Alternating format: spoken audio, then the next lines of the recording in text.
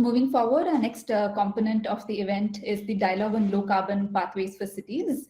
Um, the recently launched IPCC report for the first time, and leaving no doubt for anyone, identifies that the human activity is responsible for the observed warming of the atmosphere, land, and oceans, and that the carbon dioxide has been and will continue to be the dominant cause of global warming under all greenhouse gas emissions scenarios. So, addressing climate change is one of the greatest challenges of our times, and cities are increasingly at the forefront of this. Globally, cities are responsible for more than around 70% of all carbon emissions. But at the same time, cities are also experiencing more and severe and frequent climate disasters, to name a few: floods, cyclones, and the heat waves. So rising emissions is not the only concern. Deteriorating air quality due to the release of the hazardous pollutants from various sectors is a growing challenge as well.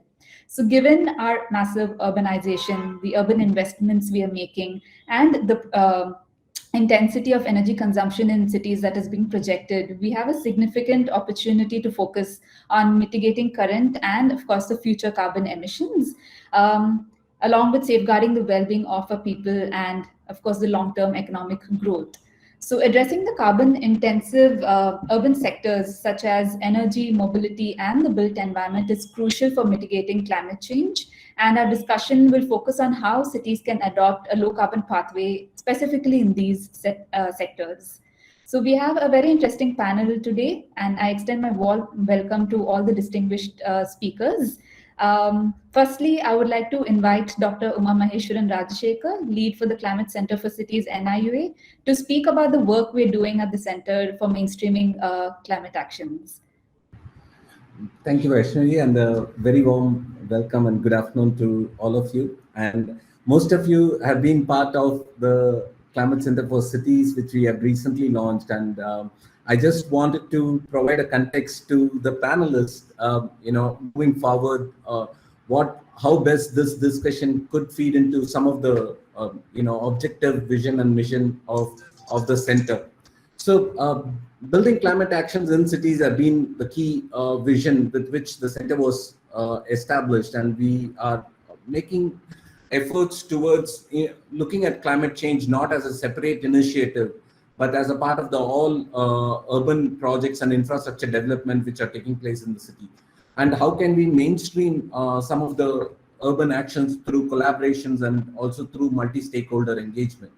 So what we have been trying to achieve over the last year is to build synergy and also to bring across diverse skill, strength and resources of all partners, and also to enable people to look in terms of knowledge and good practice, which can help cities scale up some of the transformative actions.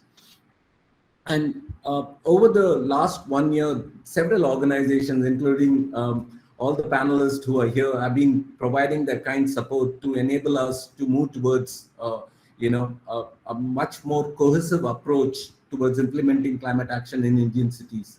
We currently have research organizations and also academic institutions and foundations and NGOs, including startups, which are currently providing us with inputs and insights into how best we can move forward in not only cities undertaking the assessment, but also to showcase, what could be done. And in the last 1 year, we have 54 partners who have been providing, their expert inputs into many of these things. And also some of them are supporting us in implementing pilot projects within some of the selected cities. And while we are looking forward to have the third Alliance members meetings quite soon, I would just like to highlight a few things, and probably the panel can take it up and discuss how, in addition to the ongoing work where we have many training modules developed, what new training modules which can be implemented, or what are the key training areas which you think the cities need to focus on to implement, low carbon development. Also, we have come up with, multiple newsletters, blogs and podcasts, and also certain outreach videos.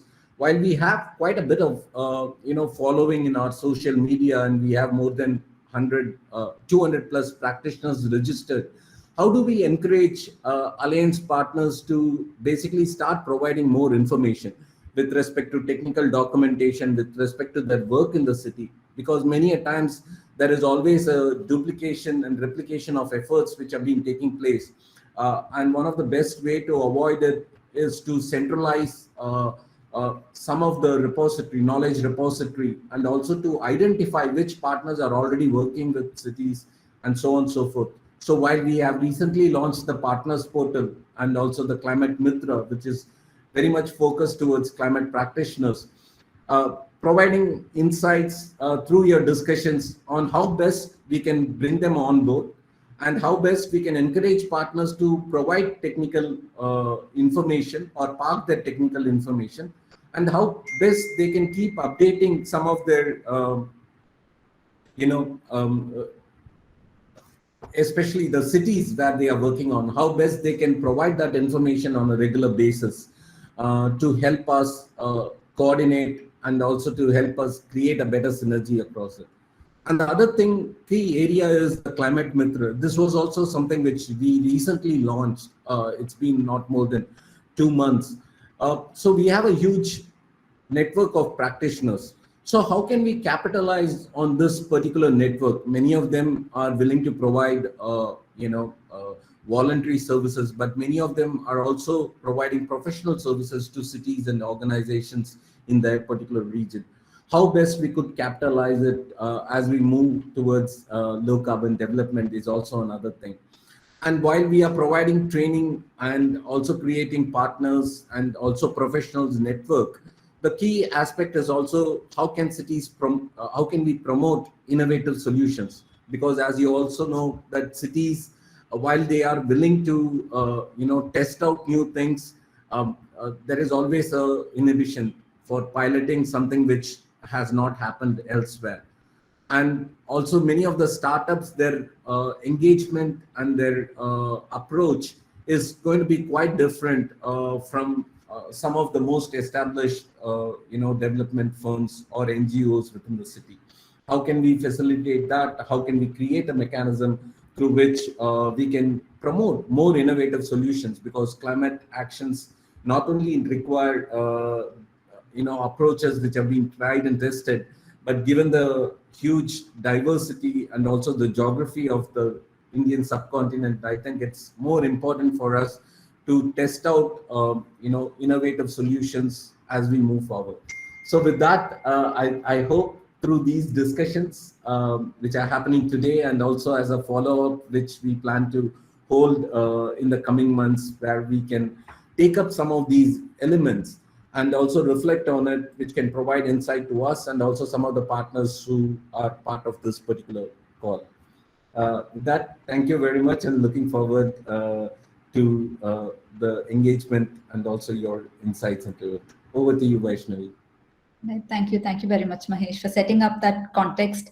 And I hope moving forward, we have our speakers also addressing some of the questions you raised with respect to capacity and the technical knowledge materials and in each of the specific topics that we're going to focus on. So to begin with, we'll be focusing on the building sector that accounts to more than 40% of India's total energy consumption.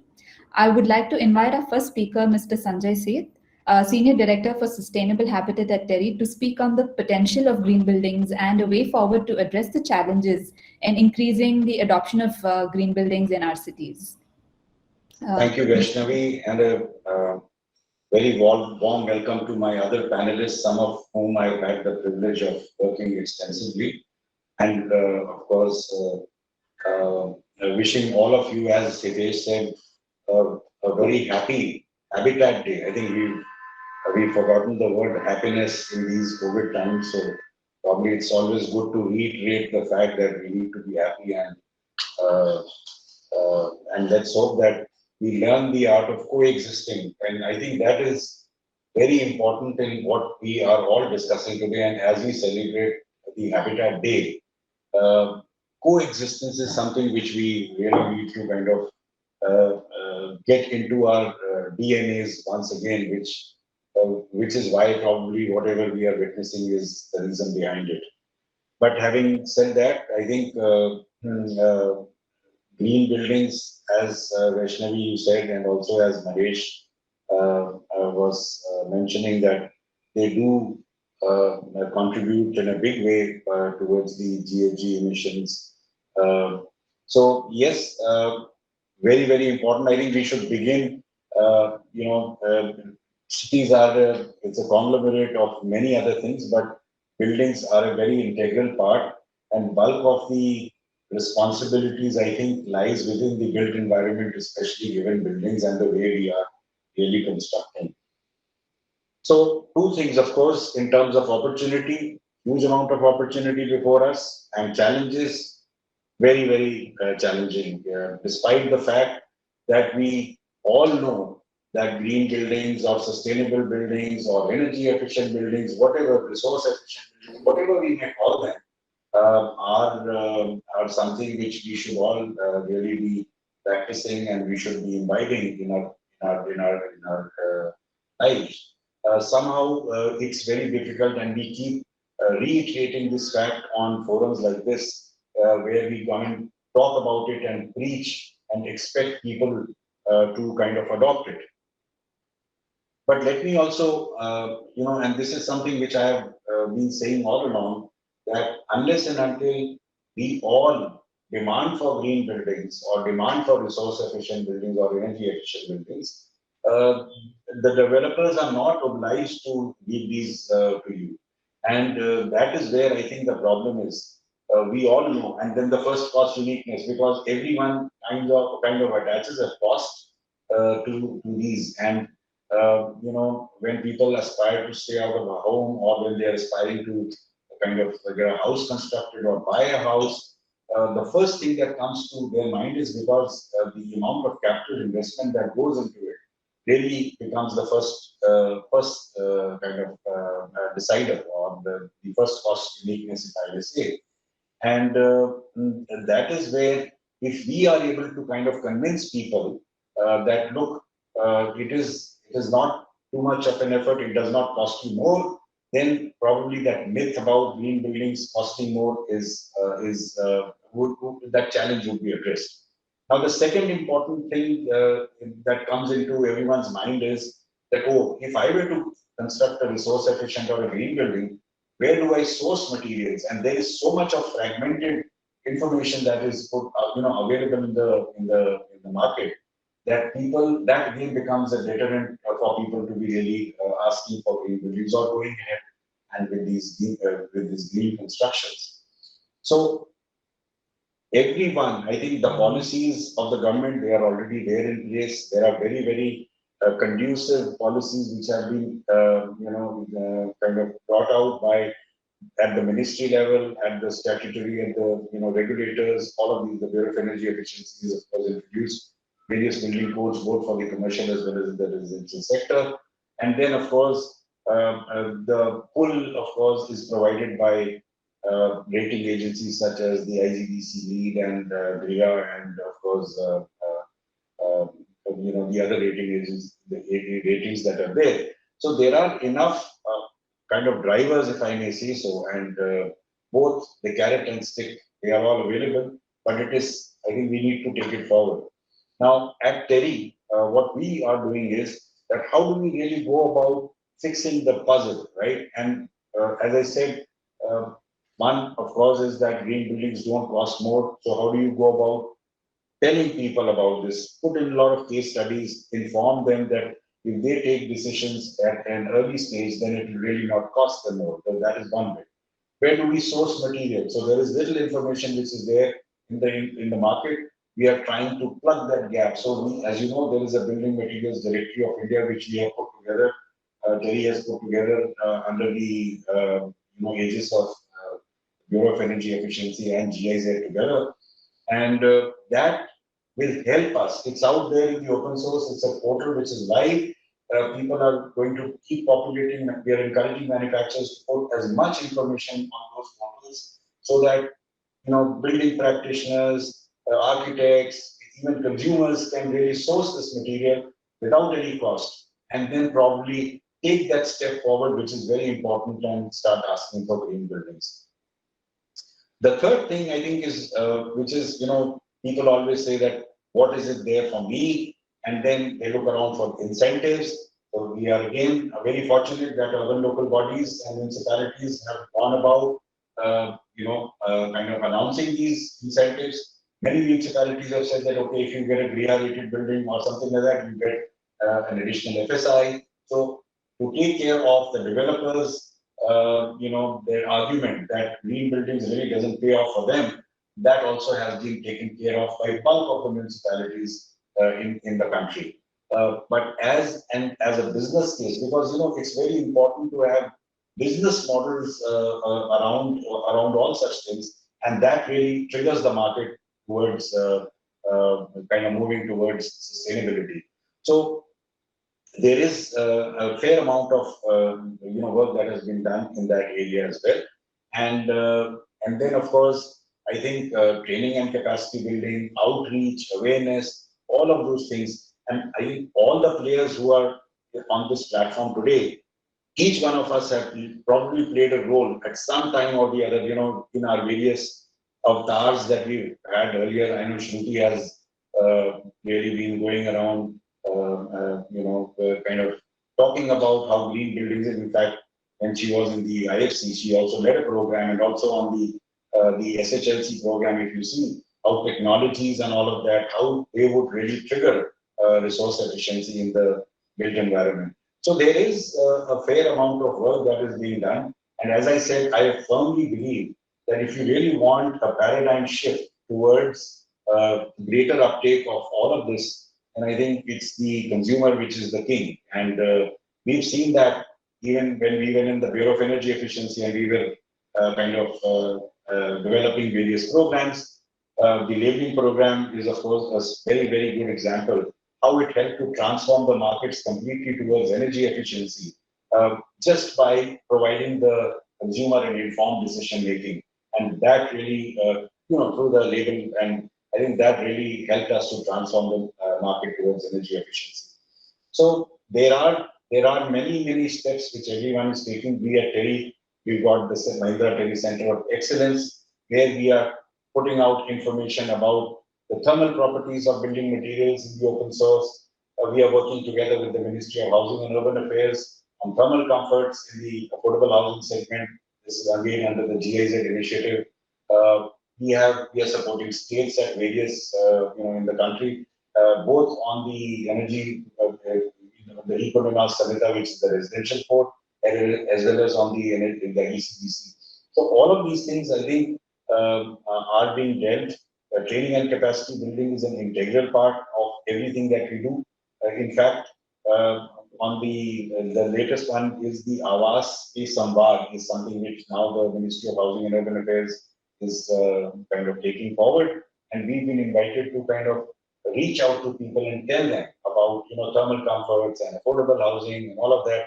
So this is again another kind of piece of work that we are doing. Of course, besides that, there are tools that have been created to empower consumers. So in a nutshell, if I may really say, if you really want to correct this segment, or you really want to shift this segment towards greater adoption of green buildings, then probably consumers will have a larger role to play. We will have to sensitize them, tell them that it doesn't cost more. It's a myth that green buildings cost more, and then of course provide them with informed decision making. So with that, I think I should stop here, and I would love to hear my other panelists. Thank you very much. Great. Thank you so much. So I think very detailedly and point-wise, you did mention where we stand, and of course that now we have to focus on the consumer, because a building is also at a personal level their investment and what they can afford. Although everyone would want to address climate change, there are many things that play a role in this. So very specifically at the city level, we also talk about having green building cells, which would have all of these stakeholders involved to be part of these cells, and some of the role that they can play in sensitizing the consumers, and also the various departments in maybe easing the process of getting these ratings and building approvals and things like that, also play a very important role in the personal level decision making. So maybe what is your thought on the role of this green building cell at a city level, and are they able to do all this that we intend to do, or what else can be done, at least at the city level? Yeah, so Vaishnavi, I think that was for me. Sorry. Was that for me? Okay. Yeah. Yeah. So you kind of really this is a very critical aspect, and that is where, if you see at the state level, there have been cells which have been created to handle the space, because you see the municipality engineer or the other people in the other local bodies may not have the wherewithal of kind of providing information or supporting the the consumers at large or the various people that are associated with them. So that gap that is there, which is now being bridged through these cells that you mentioned. Now, one of the things which I told we was that we always, in fact, I was also a culprit in this, that we used to create these cells only for 2 years or something.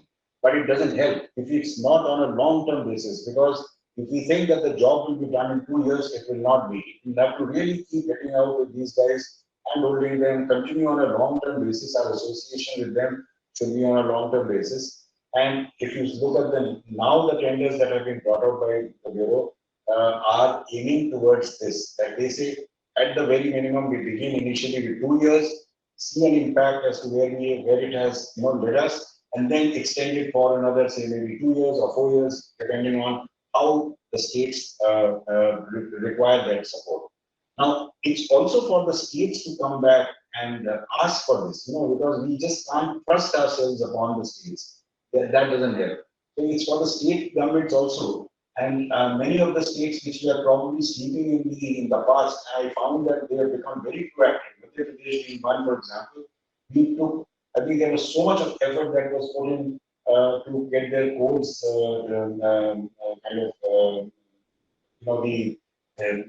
made codes being made mandatory. And finally, they have come up with these regulations, and now they are not wanting the cells to go off from there. In fact, we supported them in this, and now that we did the tender, we did not qualify for their state, we got somewhere else. And they said, no, we would want maybe Terry to continue with us because they've done so much of work, and we do not want to reinvent, and we would like to continue with them. So all of those things. So I think the states are now feeling that when the regulations are kind of, it gets integrated within the policy frameworks, then the frameworks for implementation are very critical to really see impacts. And that is what the cells are aiming at. All right. Thank you very much, Mr. Seth. I think we'll come back to you later with a couple more questions from the participants. So I'll also inform all the participants, if you'll have any questions to our speakers, please mention it in the chat box and we'll get to it once we've heard from all of the speakers. So moving forward, our next topic is on how cities understand their contribution to the greenhouse gas emissions. And the first step is to, of course, develop a GHG inventory, and then moving forward to prioritize the focus areas for interventions. So to discuss on these aspects and the potential roadmap for cities to mitigate the GHG emissions, I invite Ms. Shruti Narayan, Regional Director for Southwest Asia C40. Ms. Narayan. Thank you, Vaishnavi, and I would like to thank Sanjay, who's been very modest, but he's been the pioneer of the green building movement in India. So it was so good to hear from you, Sanjay, and a long association. And I would also like to thank NIUA. It's been absolutely great working with NIUA, and it's incredible the role, the strategic and critical role NIUA is taking in the whole dialogue around cities and bringing through, different stakeholders, as Mahesh pointed out in his, very detailed presentation on how NIUA is working.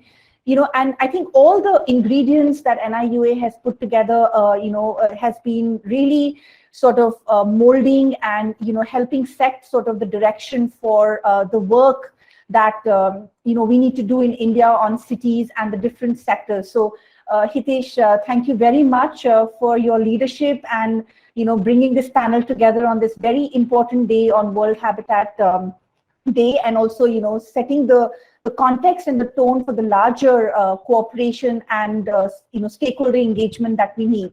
So, just kind of taking the cue from Sanjay, and, a lot of the things that he discussed from a sectoral level, that focused on buildings also translate to cities. I mean, urbanization and obviously buildings, set a context in cities because we are fast urbanizing, right? We all know that maybe more than 50% of the world will be like, an urban area, or even more than that.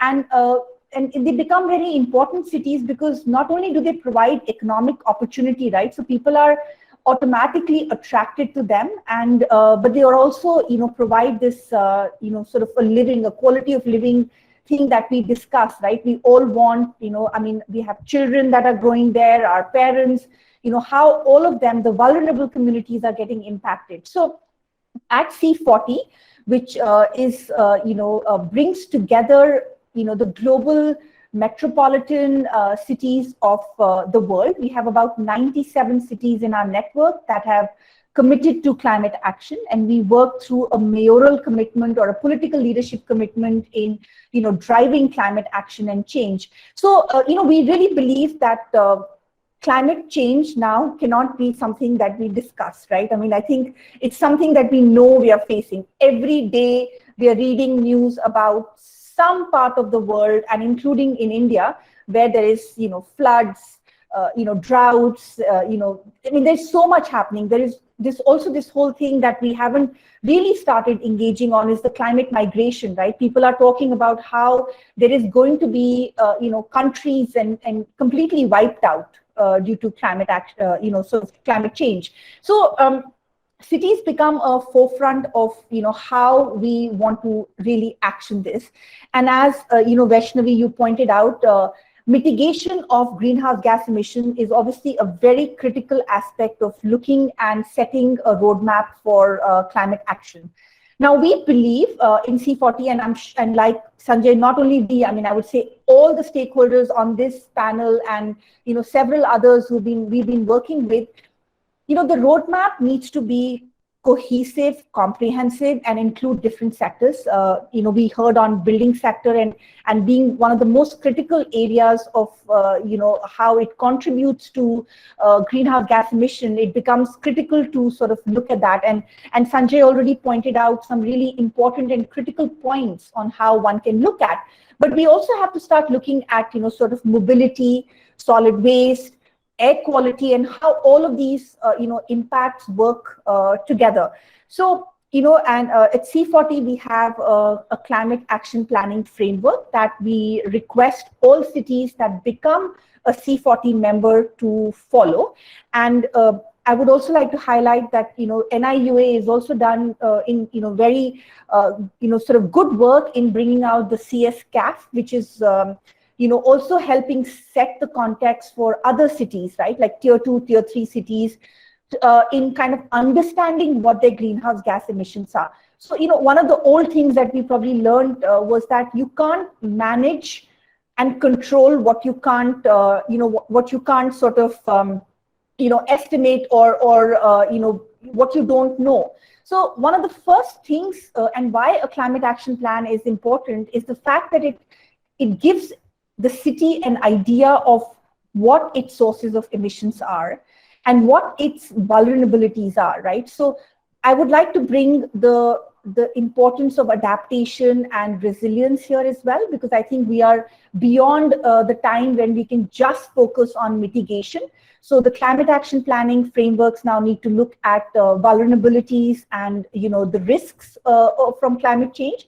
So the first step is to really understand that, right? We really need to understand what are the key areas of our greenhouse gas emissions, and they do differ city by city. And I think it's important to have these frameworks like the CSCAF and the C40 climate action planning, which are all very, I mean, we've all worked together in developing them, and what they are, because they kind of give the city a dashboard of what their sort of footprint in greenhouse gas emissions is.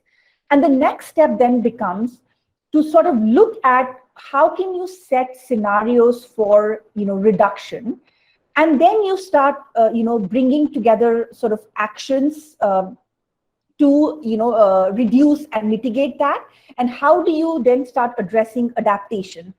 Now, one of the key things, and I think Mahesh highlighted that he would like to hear from the panelists, and I know Sanjay gave lots of great ideas, but, I think it's important is to mainstream climate action by really making a part of it, part of the whole financing dialogue, right?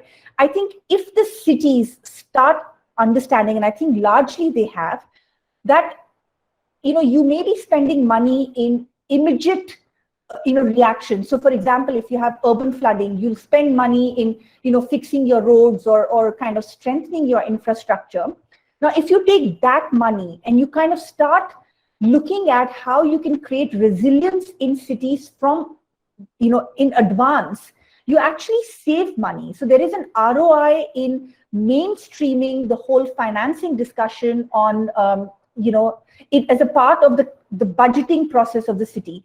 And what that also does is that it takes away the responsibility of climate action being driven by only the political leadership or someone there, right? Because I think all cities are driven on, like even Sanjay talked about the whole, discussion around consumers being aware of, how they're spending money because they're buying. So it's the same thing at a macro level when the cities, once you bring that discussion to financing, and that becomes a pivot, and there is enough justification today on why and how one can do that, I think the mainstreaming of climate action becomes very important.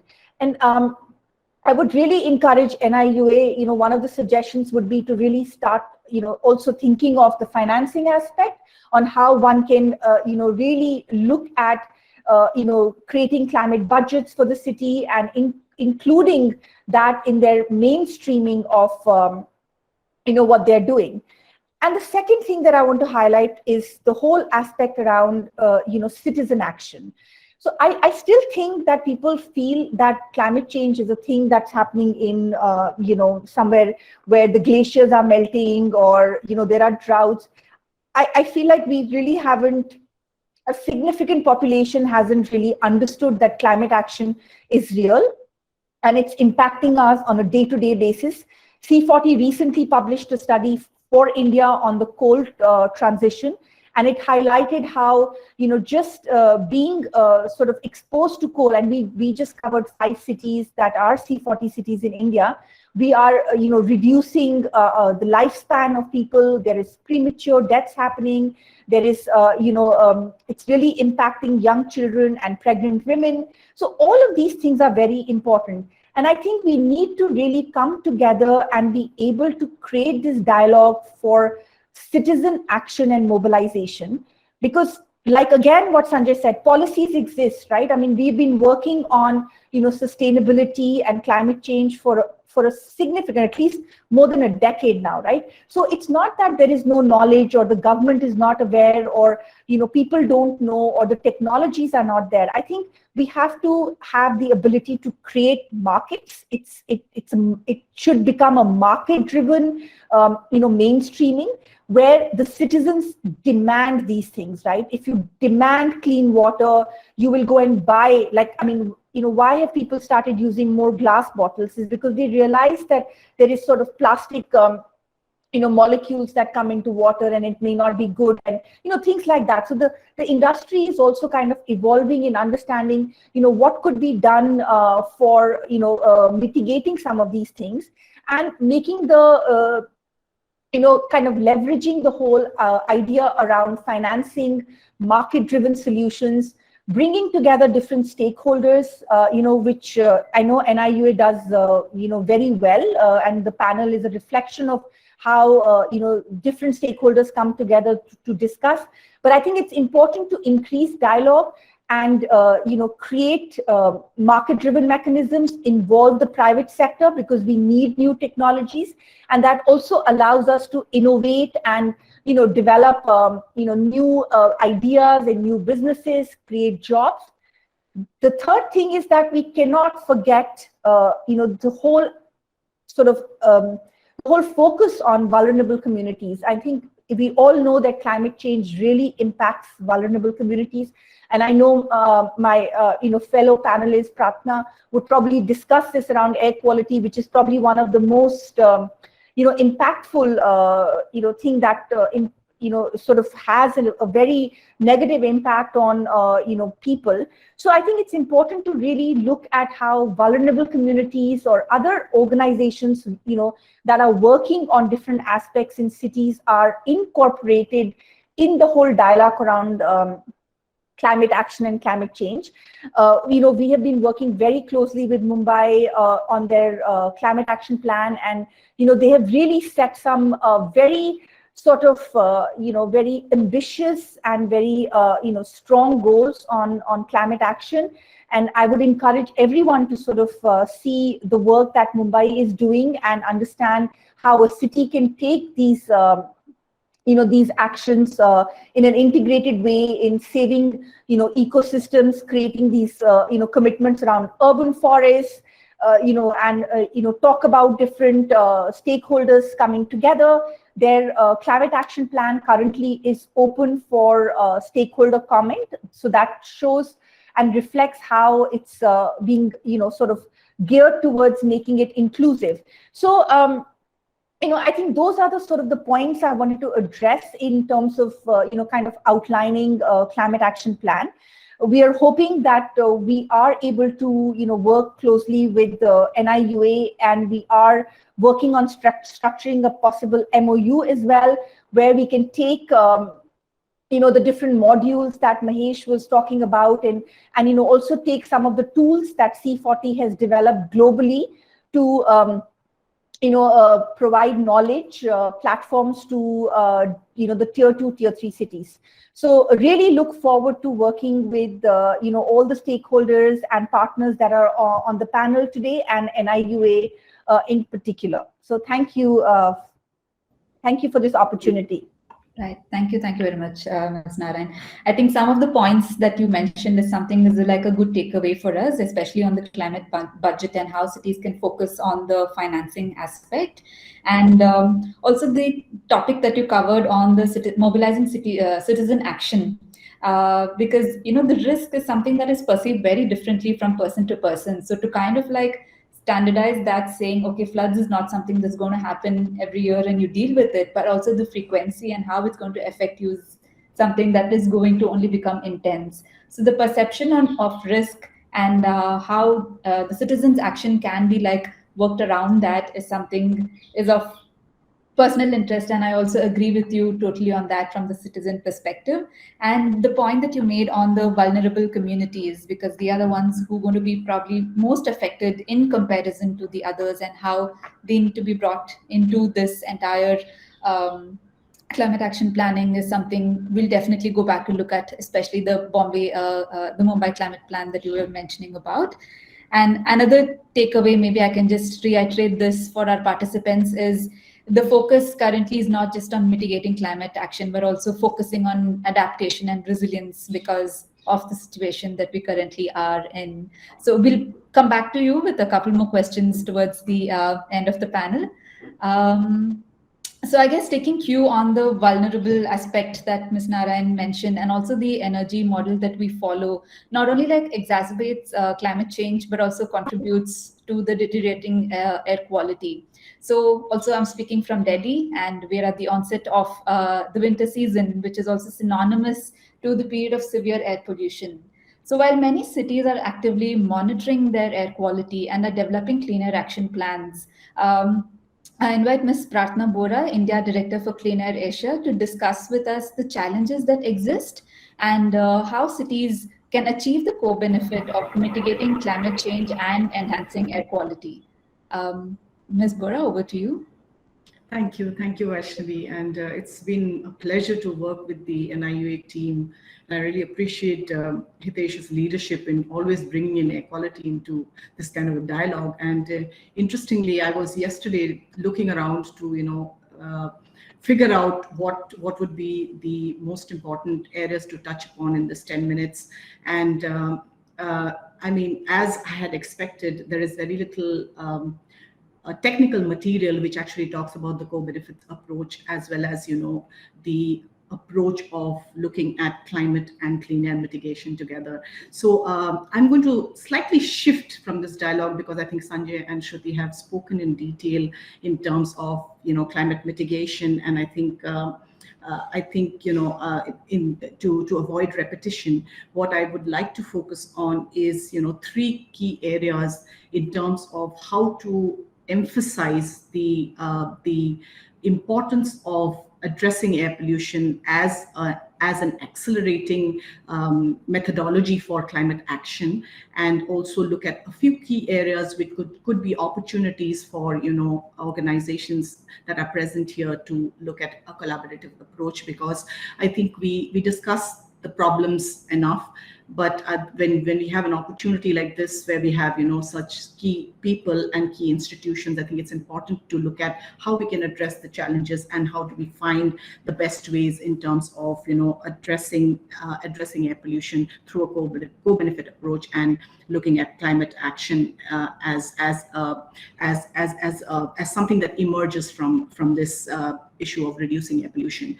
So as I said in the beginning, the debate on air quality and low carbon pathways is still not a mainstream discussion, and this is probably because the focus is very much on the C and not on the NOx and the SOx and the PM 2.5. So when we talk about low carbon pathways, we do not really mention the other air pollutants who also have a major role in terms of climate change. So I think we need to firstly rethink this dialogue from the perspective that low carbon pathways is a methodology, and our objective is actually climate action, which is why I think the co-benefit approach becomes very important. And from that perspective, I want to touch upon certain areas in terms of how it can benefit, how the co-benefit approach can benefit city and climate action, especially at the city level. And very interesting report of the International Energy Agency has done very specific mathematical modeling and calculations in terms of how sectoral interventions in terms of energy, road transport, clean cooking could actually address issues of air, not just address issues of air pollution, but also lead to reductions in key air pollutants as well as climate pollutants. So I think I just like to quote some figures from this report, where if you look at it, I mean, we did a study of 465 Asian cities, and out of which 406 were developing cities. And the study revealed that 99% of these cities do not meet WHO's standards. And this is the old standards that I'm talking about, which are much lower than the present ones.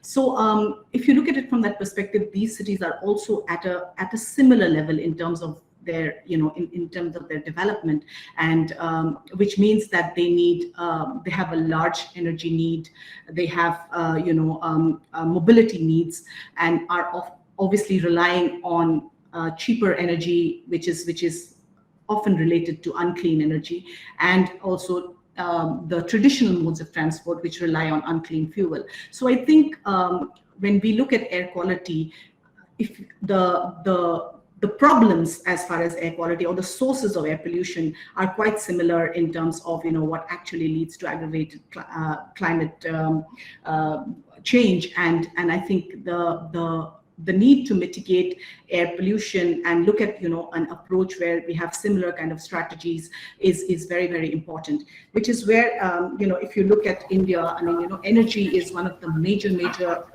probably one of the largest environmental challenges as far as the country is concerned. And simple things like chalking out a proper energy policy can actually reduce air pollution and contribute to reduce climate change impact.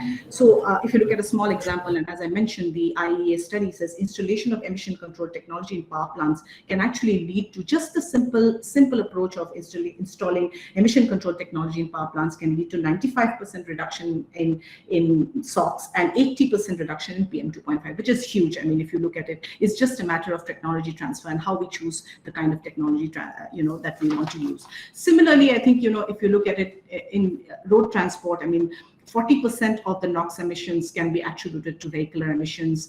14% is carbon emissions, and about 7% is PM 2.5. So I think if you look, and the study says that if you look at stricter policies, this can lead to actually a 60% decline by 2025. So what I'm trying to emphasize here is that, whether we look at transport, whether we look at energy, and of course, there's the whole issue of cooking, which 600 million people of India rely on, and almost 2.5 million premature deaths are attributed to unclean cooking.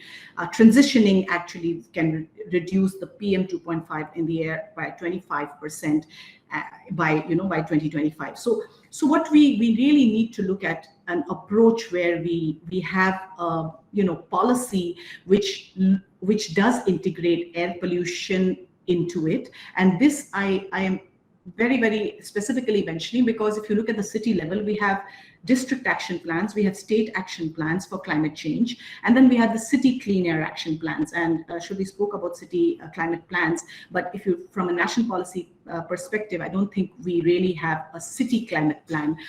So this is where probably I think an alignment is required. And from that perspective, I think NIU is doing a great job, and the Climate Smart Cities framework is actually quite an innovative and a revolutionary kind of framework, where the integration of climate and clean air has been very successfully designed. So I think what is really required is more such programs which bring in air quality into this mainstreaming of climate and into the discussion of low carbon pathways. My second point is something that Hitesh touched upon right in the beginning, is on building institutional capacity. So I think right now what is happening is the climate dialogue is siloed and the clean air dialogue is siloed. I'm not talking about the academic community, the community that is present here. I'm talking about the city level. So you have a different set of people dealing with the climate plans or the climate strategies, and you have a different set of people who are looking at the air quality regulations and the implementation and enforcement of these regulations. So how do we build institutional capacity between these people, and also try to kind of have a dialogue that accelerates the process of discussion that reducing air pollution is beneficial for climate change and also accelerate climate action. So I think that is a very important area, and I think that is where I think when Hitesh mentioned that building institutional capacity, especially from a perspective of city level, and looking at sectoral intervention. So a bottom-up approach in terms of addressing transport emissions, but talking about both of its contribution to reducing climate, the impact of climate change, as well as reducing air pollution, would be an interesting approach. And we recently Clean Air Asia recently just launched training manuals which are adapted in the Indian context, and two of these actually look at reducing air pollution from the perspective of sectoral interventions in mobility, which is low emissions mobility, and also another one on low emissions urban development, which Hitesh has been very much a part of, where we are trying to translate the concept of low emissions urban development with a focus on reducing air pollution, and not just talking about GHG emissions, but also the traditional climate pollutants. Because when you talk about low carbon pathways and green cities, and many of the terminologies that you associate with cities, they're very focused on the climate pollutants and the carbon, the C, as I said right in the beginning. And we do not really talk about the sectoral strategies and its impact, which is why we cannot also assess projects or programs from the perspective of how much it is reducing air pollution. So I think there is opportunity there for very specific research, as well as building knowledge. And I think that's an area where institutional capacity can be built from a sectoral perspective, in terms of how can we train people to evaluate, to monitor and assess projects that would that would contribute to the co-benefit approach. And finally, I want to talk about short-lived climate pollutants, because with the new WHO revised guidelines and standards, it's very heartening to have not just the traditional air pollutants and reduced levels for the standards for the traditional air pollutants, but also mention of good practice management of ozone, methane and black carbon, which are also short-lived climate pollutants and contributing to the impact of climate change. So I think that's an area which is again an opportunity. And why is it an opportunity? I just want to focus on one of the SLCPs, which is methane. And today methane is a large part of the global dialogue and needs to now translate to the city dialogue, especially in the country. And if you look at the Global Methane Assessment Report of CCEC and UNEP, it says that human-induced methane emissions can be reduced 45% in this decade. And if we do manage to reduce this means that, because methane is also an ingredient for ground level ozone, it means that, 45% reduction would be there in terms of, premature deaths, like so around, the figures like we would have 260,000 less premature deaths, we would have 775,000 less asthma related hospital visits. So these are huge figures if we look at a strategy for methane, which is actually, if you look at it, 1/5 of global gas emissions. It's a top priority climate pollutant. So I think that it's time for us to look at some of these SLCPs, because if you look at where does methane come from, methane accounts for, it's actually, 23% of the methane in the atmosphere is from fossil fuel extraction, processing, distribution. So again, we come back to energy, we come back to waste landfills, which contribute, 20% of the methane in the atmosphere. So I think it's very important to look at the city interventions from the perspective of some of these short-lived climate pollutants, which can play a major role in terms of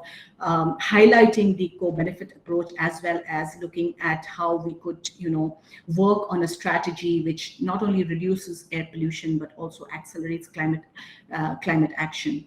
So I think summing up, there are 3 areas that we at Clean Air Asia feel that there are opportunities for the existing partners and of course others who want to be part of it, is in terms of how do we highlight the co-benefit approach, how do we look at strategies which talk about the co-benefits approach in a much more in a much more strategic way, not just from the perspective of data but also from the perspective of action on the ground, programs on the ground.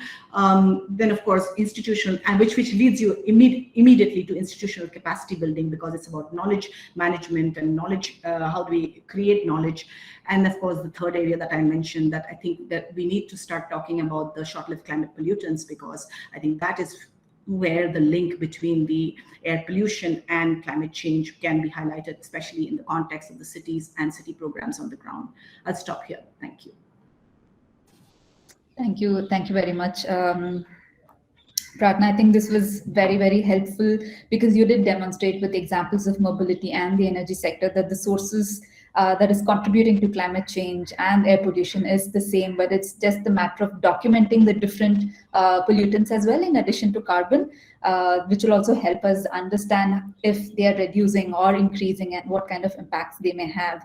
And I think one thing that is coming out really strongly for me is undoing the siloed approach of how you address climate change and air pollution. It's like we need to undo that sort of approach at the city level, is something I'll probably take as what's coming out very strongly here. Again, we'll come back with a couple more questions to you later after our next speaker. So again, focusing on one particular sector, we look at the transportation sector now, which accounts for a significant proportion again for carbon emissions. And now I would probably also add other pollutants. So we're seeing major actions in cities to promote non-motorized transport and increase the share of vehicles running on electricity or other alternative fuels. And there's also an intense discourse of, say, the 15-minute city or the transit-oriented development, all of which basically focusing on, the low-carbon mobility transition that can happen in cities. So to discuss further on this particular topic and also to highlight a way forward for cities to facilitate the low-carbon mobility transition, we have Ms. Sarika Chakravarti, who is the Senior Sector Coordinator for Transport from the Master Planning Delhi team at NIUA. Over to you, Sarika. Is my screen visible? Yes, it is. Yes. So thanks Vaishnavi, and thanks to the team of C-Cube for actually inviting me for this session. I will be speaking on something which is very sector specific, and the topic that was told to me was, transitioning to low carbon mobility. Now, there are some facts that I have just put on the slide here, that India is currently the 4th largest emitter of greenhouse gases, and transport sector specifically, it contributes to 13% of India's energy-related CO2 emissions. This data is, of course, 2010, so could be the numbers may have changed. What is also interesting is that it's not just the private vehicles that are contributing to this pollution, but it's also the logistic vehicles that are responsible for almost 40% of the vehicular emissions. And urban freight emissions amount to almost 10% of India's freight-related CO2 emissions. So we have to basically focus on both the freight vehicles as well as the urban transport, various modes of urban transport. Now, why is it that we always end up talking about transport when we talk about climate change or, environment? That is just something that I put in a box on the right side. We had a very interesting focus group discussion that we organized as part of the master plan team, wherein Dr. Robin Russell-Jones, who's the scientific advisor to the all-party parliamentary group on air pollution in UK, he actually provided us with a very interesting insight that in Delhi, we often say, like you also mentioned, that now the season is changing, and in winters, Delhi's air pollution is like talked of throughout the country and even globally. But when you actually analyze that air pollution, we start the blaming game, and we say that most of this air pollution is because of the crop burning that's taking place in the surrounding states. But when you actually look at the pollutants, you realize that the harmful pollutants that actually are responsible for causing the cardiovascular or carcinogenic diseases, they are coming from the vehicles that are using the fossil fuels. So we cannot ignore transport when we talk about climate change. So although that this 10% may be something that people could say that is a small number, but it's a very significant number if you think of it in terms of the damage to the health of the citizens of the country that it's causing. Now, in India, we do have the National Action Plan for Climate Change 2008, which recognizes that the greenhouse gas emissions from transport can be reduced by adopting a sustainability approach, which has to be multifold through a combination of measures. So as such, the opportunities exist to mitigate GHG emissions and make India's transport growth more sustainable and climate compatible by aligning the objectives of development and climate change. Now, what would this combination of measures be? There are some 6-7 of them that I've listed down here, could be even more than that. First one is low carbon urban mobility. Second is, which is very capital intensive, is the shift towards low carbon fuels and vehicles. Third one is increasing the share of rail. Rail is generally considered more, climate friendly compared to road transport or air transport. Then focusing on sustainable logistics, that's very important, and improving connectivity of rural areas. And the third one is technology priorities and diffusion. Under each of these sectors, we do have a very robust set of policy frameworks that exist. For instance, under the low carbon mobility, urban mobility, we have the National Urban Transport Policy 2006, wherein one of the major objectives is reduce environmental impacts. We also have the National Mission on Sustainability Habitat, which is incidentally a submission under the India's National plan on climate change. And this also focuses on enhancing public transport as one of the key areas. We have the smart city missions and the Amrut programs, which we all know of. Most important is that how has the narrative around transport changed? So the toolkit for preparation of comprehensive mobility plans that you all must be aware of has now been revised in 2016 to actually become a toolkit for low carbon mobility plan. So it's good news for all of us that environment is finally getting the center stage. The discussions around GHG emissions, climate change, all of them are getting the center stage. Now, with respect to low carbon urban mobility, what are some of the strategies that are being adopted by the cities already? Perhaps not in the the right format as they should be, but still our comprehensive mobility plans do talk about this. The first one is improving the efficiency of the transportation system as a whole. So we have to induce efficiency into the transport systems, and this would be, if I'm allowed to use just one word, it would be through integration. So when I talk about integration, it would be institutional integration, because there are multiplicity of agencies, they who don't necessarily talk to each other. So this basically, because of that, there is no integrated planning that is taking place, or integrated decision making. The second would be spatial integration, which is very, very important. And the third is operational integration. So the objective of this would be that we have to enable a modal shift in favor of shared modes. I use the word shared modes over here and not public transport, because there is this these emerging app-based cab aggregators who are now operational in our cities. And the conversation has actually shifted from owning a car to owning a ride, which is fantastic. So how is it that we can enable this modal shift? Some of the things that can be done is integration of land use and transport.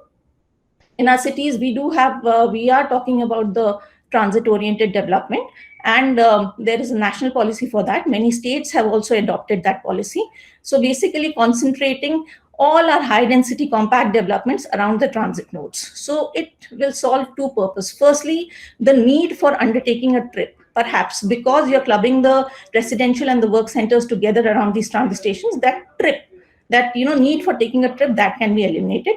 The second is that if there is a need to undertake a trip, because public transport is at an accessible distance, you can always use the public transport for commuting. The second is improving public transport and shared modes. When I talk about improving, I'm talking about quality improvement, because see, the users of public transport are the captive riders, okay? People who can basically not afford to perhaps own a private vehicle, a majority of them.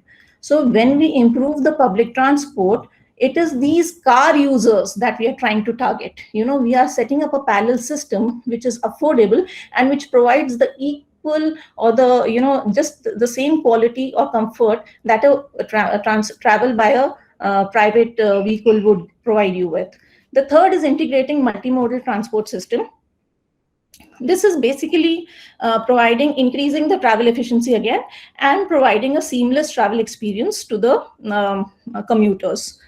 The fourth is disincentivizing private transport. So what is it that you do that these people actually shift from the private vehicles to others?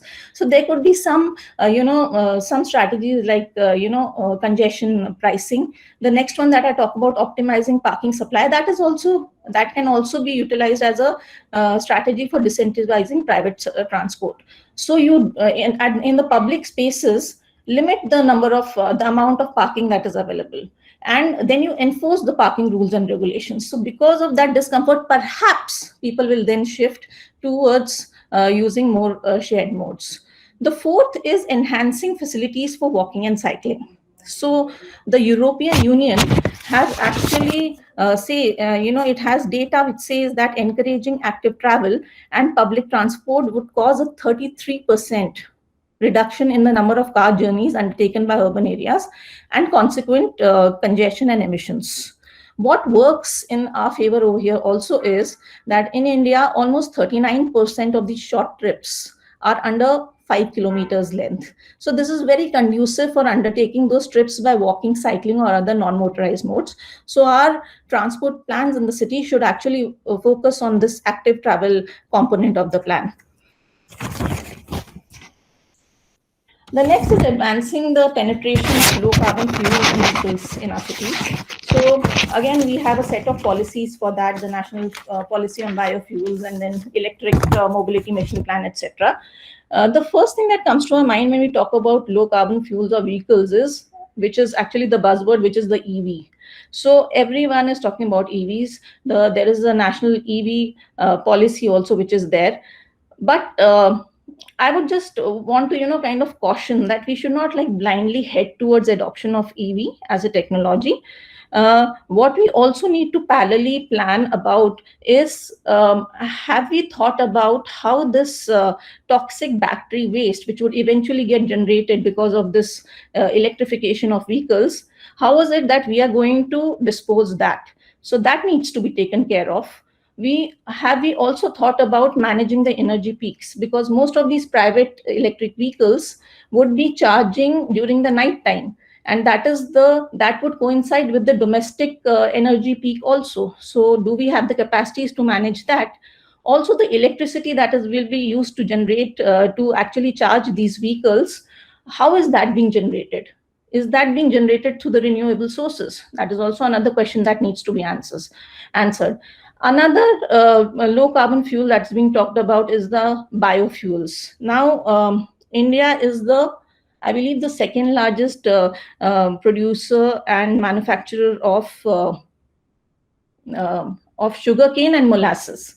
So from that, the byproduct is ethanol is derived, and they say that we can blend this ethanol into our diesel and other fuels and make these biofuels. So a lot of financial incentives and waivers are being given for that.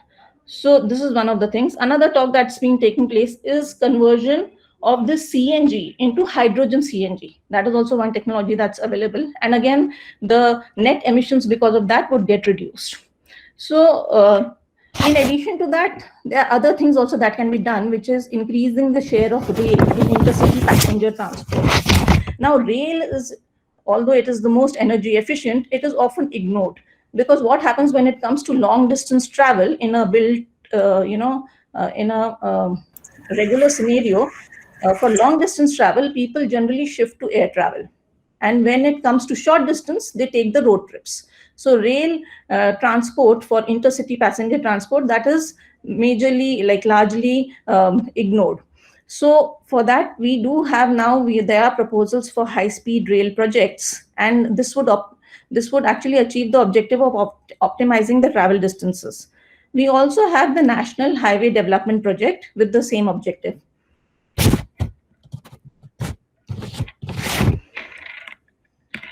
Another measure towards achieving low carbon transport would be sustainable logistics for freight movement. So there are plans for dedicated freight corridors, and we also have something called water-based transport. Now, most of our water bodies and channels, rivers in our cities are encroached. Like for instance, you see Yamuna, there's hardly any water for that. So even if you want to use it for water-based transport, it's not possible.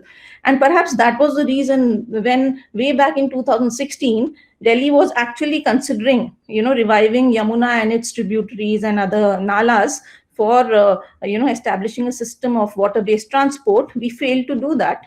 And this, in fact, would have been very efficient, because a distance from, say, Wazirabad to Fatehpur Jat, which would, take around 1 to 3.5 hours, would have got reduced to just a mere 45 minutes. But then again, there are challenges for that. But in some cities, this is being considered, and, more work can be done for that.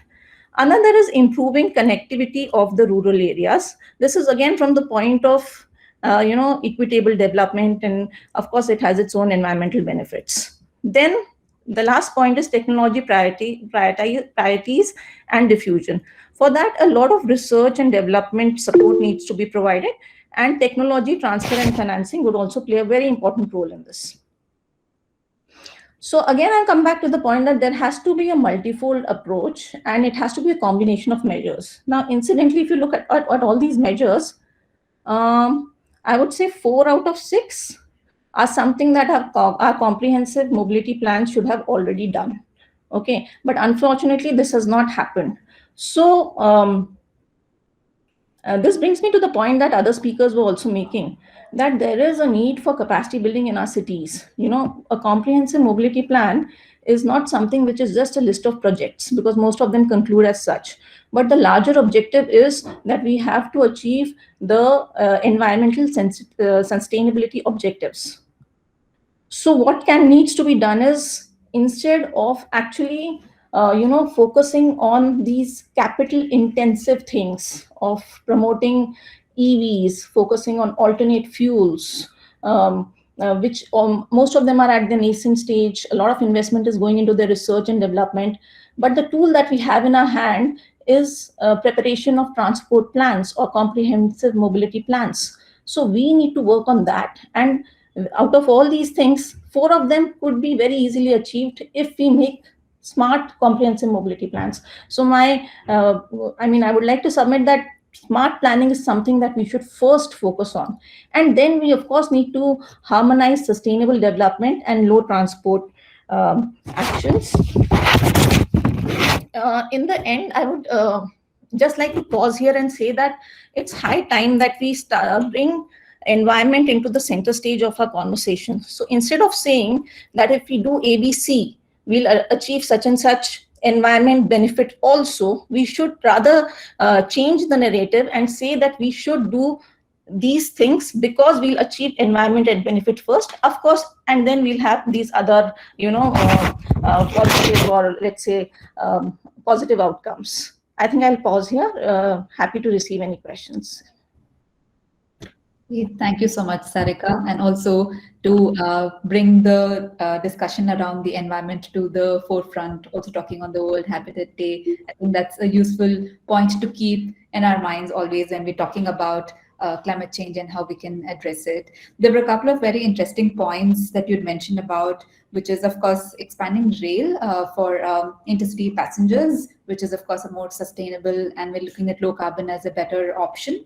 And I think focus on freight movement is also something that is very important for this transition. And with respect to capacity building, we would probably take away your point on the comprehensive mobility plan, that it's not just a list of actions, but having a larger plan in place to not only look at expanding public transport access to everyone, but also looking at a low carbon transition towards that. So I think with this, we'll just maybe take 1 or 2 questions. We're almost to the close of this time, but I think we have one question on the chat box to Pratna and Sarika. Maybe both of you can address this. It's about the quality and kind of fuel being used, if it's ethanol or electricity, when we're looking at this transition and its significance on the impact of air quality specifically, because we're talking about low carbon, but with respect to air quality and other pollutants, and how the new challenges of this other waste can be addressed at the policy and community level, and if the governments are doing anything about it, and specifically what the practitioners and organizations like us can do in this particular area. Pratna, you want to go first? I think, thank you for the question, Arvind. From an air quality perspective, I don't think we can isolate just the issue of, the kind or the quality of the fuel, because I think ultimately has to be an integrated approach. And maybe recently I was in another transport discussion, and we talked about transitioning to cleaner vehicles, electric mobility. We talked about fuels, but these are actually short-term solutions. So I think what one needs to work on is to reduce the need for mobility, which is where the city dialogue is very important, because it brings into the discussion the restructuring or the redesigning of the cities, so that we have access to our places of work, as well as the other areas that we need to be in. So I think yes, of course, quality of fuel definitely has an impact, but I don't think that's the solution as far as improved air quality is concerned. And as Sarika mentioned in her presentation, it's not either or, and it's actually integrated urban transport model, which is also designed in a manner that it is it is imbibed into the structure of the city is what probably we need to really look at. And in terms of what governments need to do, I think there is a lot of regulation, there is good policies, and I think what is important is translating that to action. What are people like you and me and organizations working area can do? I think supporting the enforcement, and I think Shruti touched upon that, this very, very specifically, that citizen engagement is a very important part if you want to achieve enforcement or if you want to do anything. So, if you introduce electric mobility, but it's ultimately about how many people use it or have a desire to buy it. Sanjay talked about construction, green construction, and it's about how do we create a citizen demand. So I think organizations like NIUA, Clean Air Asia, C40, I think that's where the role is. How do we encourage more and more people to, get into this process, understand, and I feel that is where probably air quality plays a very important role, because when you talk about air quality, it's about your own health, and the health narrative, if strong enough, would actually impact that, because no one wants, no one will say no to good health. So I think that is where probably the emphasis needs to be made in terms of cleaner air and why cleaner air. Yeah, I have spoken at length about this, but in our policy frameworks, we do have the National Auto Fuel Policy 2003, which actually talks about this, phased implementation of vehicles. So all vehicles need to be BS6, and those that are not, there's a certain deadline which is, been set that these would be replaced by BS6 vehicles. And this policy also talks about fuel quality norms in the country. So this would eventually enhance the energy efficiency of the transport vehicles. So I think this is what I would like to say. Just want to re-emphasize on this fact that we should not just jump to adoption of any new kind of fuel or any new kind of technology, but basically plan for the ecosystem as a whole. So while we talk about EVs, we cannot ignore the battery disposal systems, and we know how we are faring with our domestic waste. So that is one area of concern for me. I mean, I keep flagging it. So that's about it. Great, thank you. I think the last point is also very important to keep in mind, because right now, if we're planning to just address the current problem of mitigating climate change, and soon we will have the problem of addressing the waste, especially the electronic waste and the batteries that we will start to produce. So keeping that long-term sort of issues that may rise is something that we may have to start incorporating right away.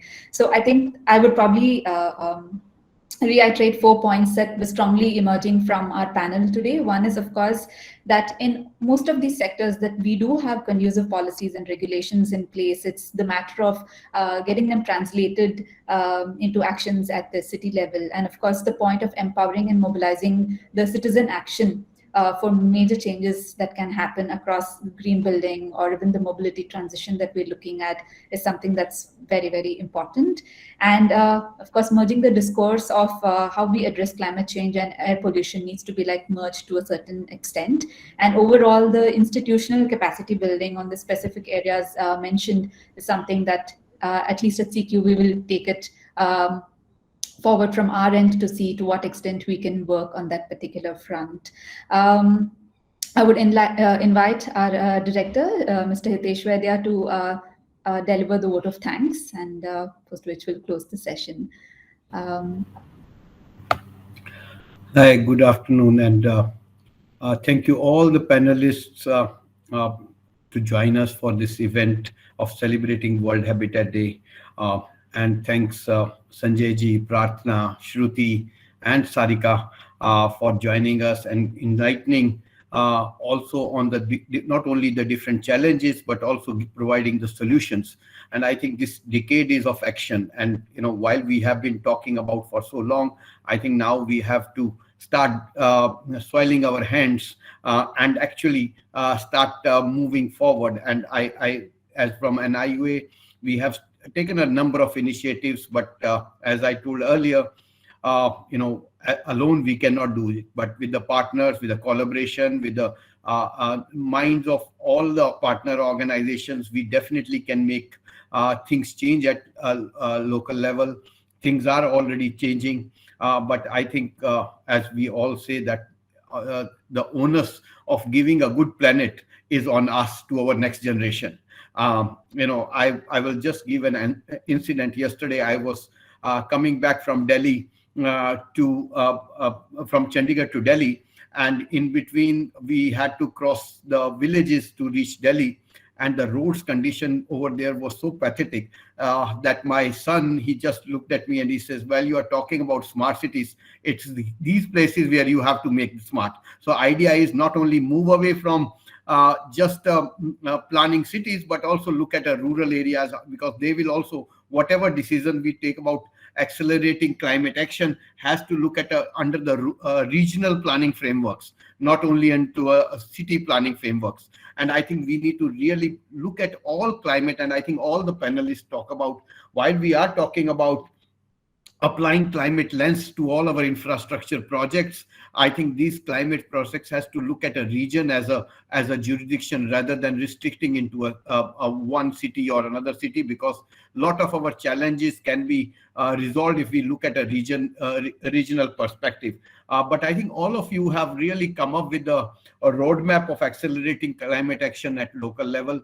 Now the challenge is to make it much more doable and implementable. And I think what Pratna, Sarika, Shruti, and as the need for both individual and institutional capacity building, I think both of them has to go hand in hand. We can't really look at individual capacity building, but we have to look at an institutional capacity building, because if anything, we all talk about move away from business as usual approach to a new approach. But this new approach has to be designed, has to be deliberated, has to be thought about. The new approach will not come like an alien and there will be a sparkle all around and we will have a new approach. I think this new approach has to be discussed, deliberated, and I, from an NIUA side, being a think tank, which I sometimes doubt whether we are think tank, but being a think tank, we need to work together to push this agenda so that the policy narrative becomes a much more create a much more better enabling environment for states and cities to actually ground those projects at the local level. So thank you for joining us. Thank you all the participants who have come and joined us for this short webinars. But I think even though they look like a webinar, but the small ideas which these discussions come up, I think they go a long way into creating a better environment, enabling environment within the urban local bodies. So thank you once again, and I think we look forward to a great collaboration and a future collaboration with you and take this agenda of transforming India to a next level. Thanks, Sabar. Thank you very much. Again, thanks to all of our speakers and the participants who joined us today. Thank you.